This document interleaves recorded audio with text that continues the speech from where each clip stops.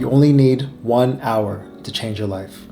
1 hour of awareness and brutal self-honesty and planning. And if you're like some of the people I work with, you're probably thinking to yourself, but Mark, I have kids and I have a full-time job and I have no time. I promise you, you have time.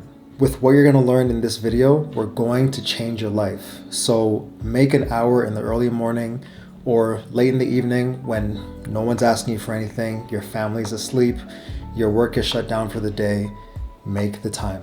Because if you're like me, you've probably realized that the older you get, the faster time goes. So if you want to make the most out of your life, we have to start right now. I'm Mark, your productivity coach. When I graduated from university, I was excited to start working in the marketing industry until I actually got my first job. I was working in a mailing house, and for those of you who don't know what a mailing house is, it's essentially a company that handles the direct mailers and the marketing for other companies. So we're helping other companies to send out their flyers.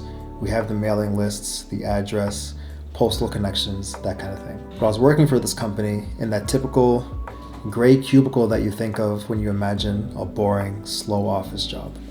And for months, I dreaded going in the office because I knew the days were going to be long. I'd be bored out of my mind. And I knew that if I got caught sleeping just one more time, I was going to be fired for my very first job after graduation. Now, I was happy to have a job, and I actually considered myself fortunate that I was able to find work so quickly after graduation in the field that I studied for. But every single day I realized that I was unsatisfied, and I knew things wouldn't get better the longer I stuck with it. And you might be feeling the same thing right now.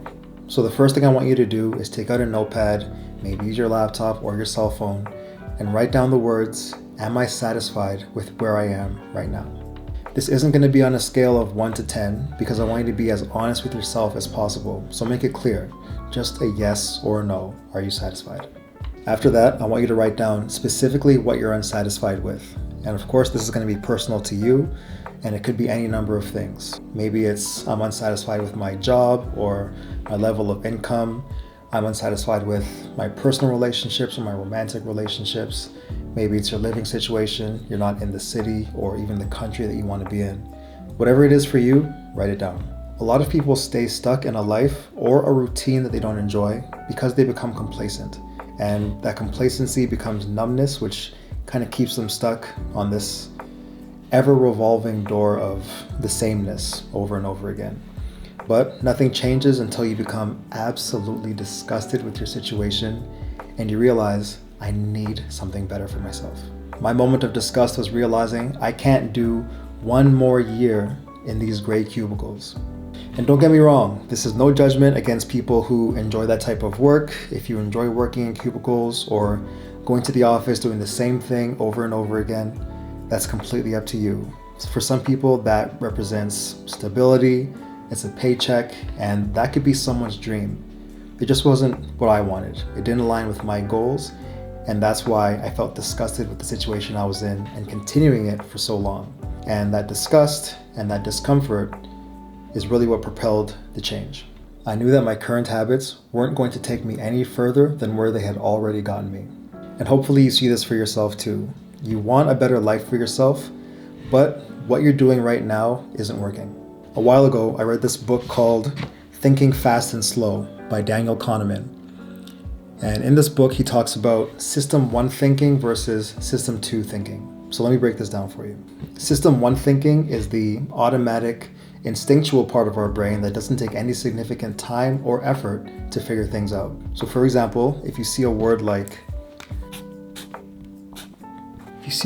this, you read it, you quickly process it, and your brain probably even creates an image to go along with the word.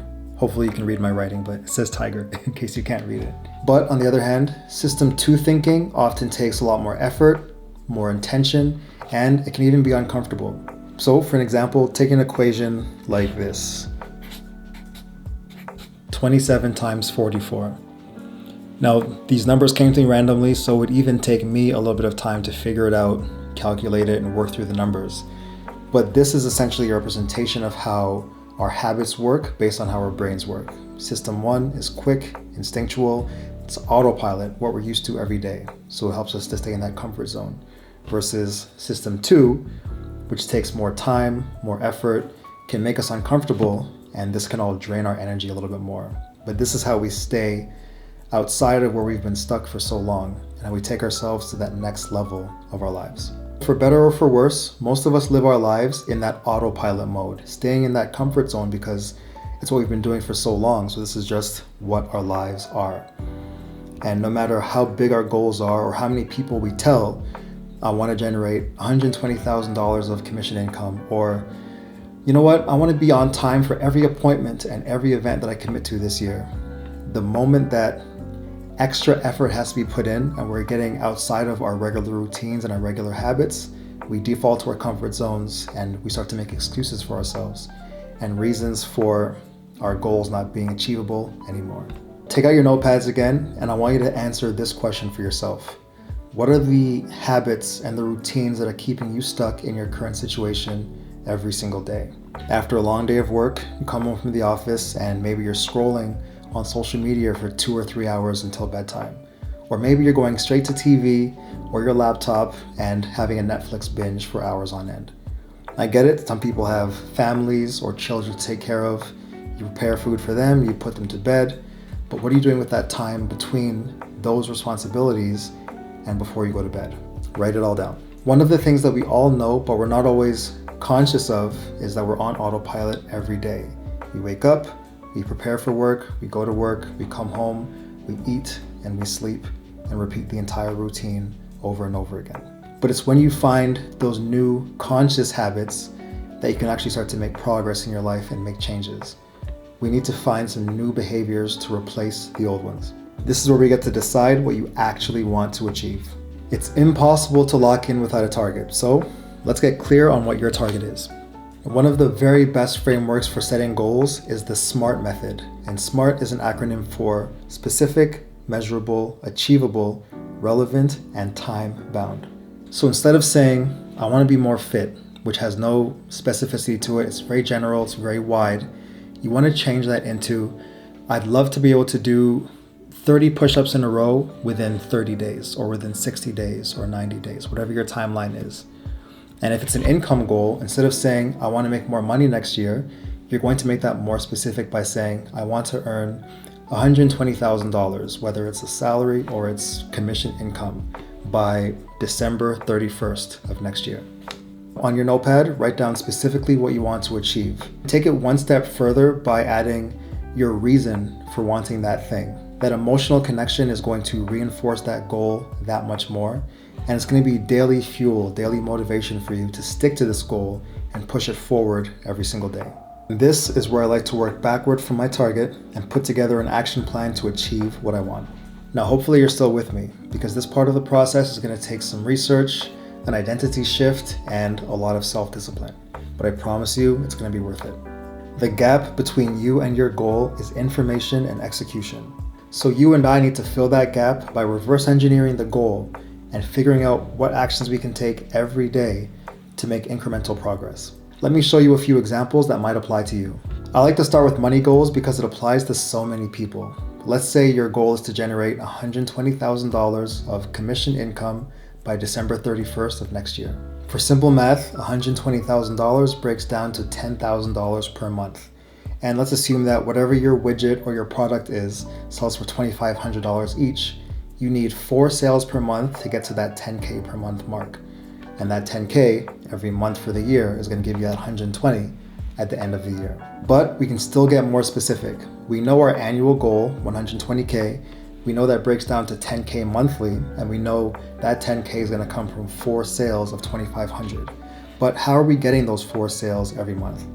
In order to find out how we're going to get to those 4 sales, you can either look at your own track record and what you've accomplished in the past, or look to the track record of someone who's already achieved what you want to achieve. Depending on your business, you should be able to calculate how many calls you need to make, or maybe how many doors you need to knock in order to get 1 qualified lead. And then taking that number to figure out how many qualified leads you need to get an actual client and convert them to a sale. Once you find that number, break it down into every day that you want to work that month. Going along with this hypothetical example, you've now figured out that you need 100 phone calls to make 20 contacts, and 20 contacts gives you 1 sale at $2,500. Now you need 4 of those sales in order to get $10,000 a month, and 12 months of that, you're at your goal of 120K for the year. And this framework of reverse engineering your goal and taking it from the big 1-year goal or 3-month goal or whatever it is and breaking it down into daily actions can work for any goal that you have. If you want to be able to do 30 push-ups nonstop in 60 days, you can start by doing 1 push-up today and 1 push-up tomorrow. And then every other day you add an additional push-up until you get to that 30 push-ups straight goal at or around your 60-day mark. And of course, account for recovery time and proper diet, nutrition, stretching, all that stuff. Or let's say you want to live in a different country on this day 2 years from now. We can reverse engineer that as well. Of course, you start with researching what the cost of living is for that city and the lifestyle that you want to live while you're over there, and then figuring out the income. Do you talk to your current employer and see if they're willing to pay you while you live and work remotely? Or maybe you're starting a new job or a new business and figuring out how do you start the business, how quickly can you grow it, and how do you get to that target income amount by your 2-year goal. Once you figure out your target and work backwards to understand what actions you need to take every single day, every goal becomes that much easier. Once you've figured out your daily actions, you'll need to live by your calendar and prove your commitment to yourself every day. And this is where you separate yourself from the average person. Like we talked about in a previous video, everybody has goals. It's easy to make them, but you're going to be different because you're going to take action and actually make it happen. Most people operate by feelings. Successful people operate by schedule. Putting your goals into your calendar will make it real, and it's going to shift your identity from someone who wants these things and wishes they would happen at some point to someone who actually does them every single day. So you're no longer telling yourself, I want to be healthy. Now you're doing the things that healthy people do and you've become a healthy person. So add your workout time to your calendar, the same time every single day. If your goal is finances or prospecting, set your prospecting time in your calendar, same time every single day. You need to give your goals the time they deserve and honor those time blocks like a job that you can't be late for. And now that you've actively become the person who is doing the things that you used to say you wanted to do, you need to monitor, review, and adjust every single week. In just 1 hour of acknowledging your dissatisfaction and being brutally honest with yourself about what you don't like about your current situation, whether it's your lifestyle, your living situation, maybe something about yourself personally. And then of course, figuring out what you do want with the rest of your life and the specific actions needed to get you there, you will have changed yourself and changed the path for the rest of your life. And the best part is you can do this 1 hour self-audit as often as you'd like. If you're making progress faster than you thought you would, maybe you can increase the goal size or reduce the timeline for your goal, or maybe change the goal altogether, as long as you're not going back to the lifestyle that you were trying to leave behind.